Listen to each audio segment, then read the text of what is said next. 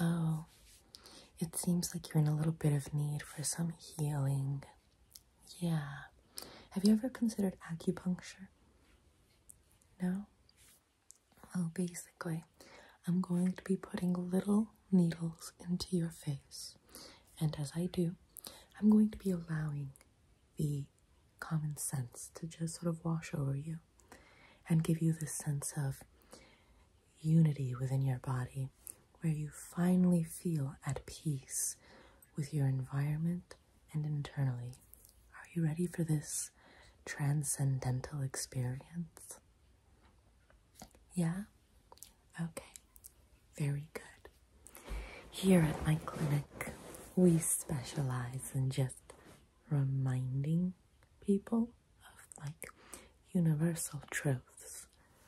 So, I'm first going to be applying a little bit of this sort of cream so that way your face is nice and prepared.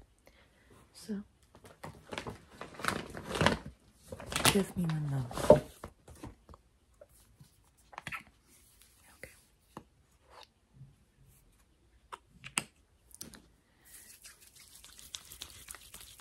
This cream is imbued with essential oils such as vitamin D, calcium, iron, vitamin B12, and omega-3s. This cream will definitely make you feel nice and soothed, nice and relaxed. It will set the mood. It's like Sebastian from The Little Mermaid setting the mood. I'm just going to go underneath your chin real quick. I am Sebastian. There we go. Now, we are going to begin with our acupuncture treatment. So, I'm going to collect some of these needles, and I'm just going to be seeing which points on your face might need a little bit of correction. So I correct them. Stay still for me, please. I see a little spot right there that I'm going to just give this needle to. Okay. Perfect, perfect, perfect. Okay, so I'm going to just play with this little needle so delicately and just remind you that when people say if something doesn't feel good, don't do it, it doesn't mean that if your primal, insecure, or unstable side like it, that you should do it. It means that whatever gives you a great sense of calm, a great sense of peace, and something that you know has long-term benefits to your life, that is something that you should do. Case in point, going outside and getting a little bit of fresh air and exercise. Even if the climate isn't really the most suitable for it, you can always get perhaps a gym membership for $10. Oh, I saw something pop up right there, right there. I'm just going to insert this right there. Boop, boop, boop, boop, boop. For $10 a month, and then enjoy socializing with your fellow community and peers as you try and just keep up your cardio health, your musculature, and sort of just going to give this a little rotation right there. Perfect. And make sure that your overall health is maintained. It's much like the elderly that you see at such gyms or at public pools who organize classes among the elderly. I'm just going to look at this little tip of your brow right here, where all they do is just rotate their arms, flex their bodies out. It's not a major exercise for them, but it's something that keeps them agile. I'm going to just put a little needle right there too. Right. I'm going to put a little needle right there. Perfect. Okay, now I'm just going to rotate this one. Likewise, the same applies to love and relationships.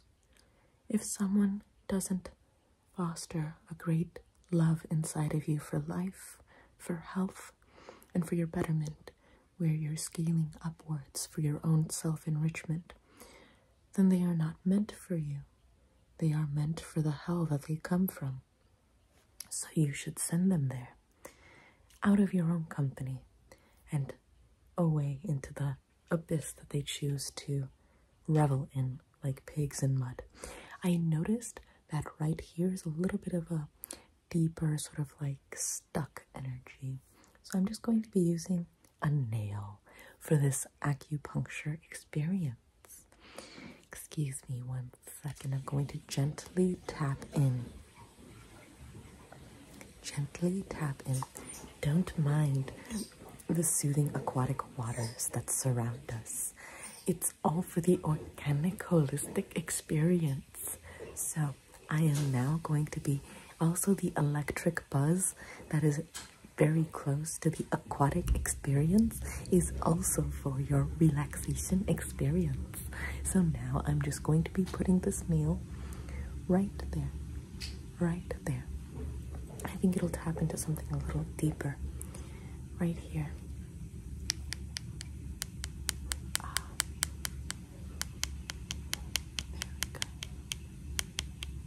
There we go. One surefire way of knowing someone is meant for you is if they inspire that love of life. Thus, you're going to want to create life with them. Now, the consequence of creating life is you then become more forgiving of your parents and their follies against you, or just not even against you. You start to understand, there's a deeper one right here on the bottom of your chin. You start to understand that everything was for you, but that they didn't fix themselves as people, or rather they weren't as sacrificial as people before having children, that when they learned to be that way, it was quite overwhelming when they had such a big responsibility, which is to take care of a child. This consciousness can really only be unlocked when you are a conscientious new parent. You then forgive your parents for the mistakes that they made, or the mistakes that they made become a little more apparent with the intention behind them. Now, I'm going to be adding a little acupuncture nail between your eyebrows right here. That way it sort of taps into something. Your support network is supposed to be made of family ties and friendships that have long bonds to them. A support network is not a collection of people that switch people in and out every couple of months. That is not a support network. That is an AA meeting that's not even as structured or committed as an AA meeting. I'm going to grab another nail and I'm going to put it right here underneath your cheekbone.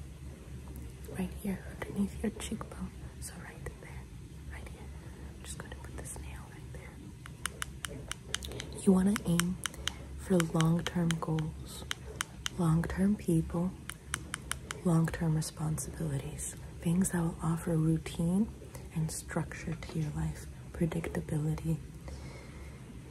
Mental illness is oftentimes just being sick and tired of not expecting what's about to happen in the next couple of hours, the next day, the next week, and having to constantly burn your mind out trying to juggle so many mundane tasks that you never even have a moment to enjoy the moments of silence that come, because all you're thinking is what's going to happen next.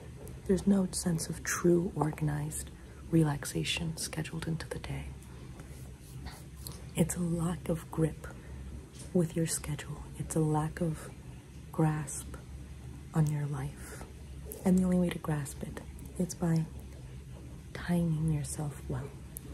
I'm going to be removing the little needles now. You're going to want to establish a sleep cycle. You're going to want to establish a workout cycle. Even if you don't complete it, it's best to just have it. It's best to just have it. Now for the nails. And that way you know, okay, I didn't go to the gym. I didn't go to the gym again. I didn't go to the gym, but you know you're supposed to be there. So in the meantime, during the time you're supposed to be at the gym, you can schedule something in the meantime to do something else. But at least you know that you have designated times for what you're supposed to be doing and for when you're supposed to be somewhere.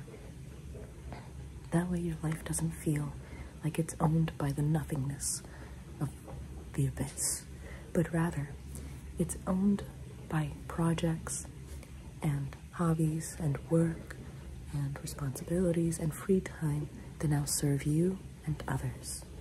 Okay? I hope you enjoyed this relaxation experience, and maybe we might see each other again.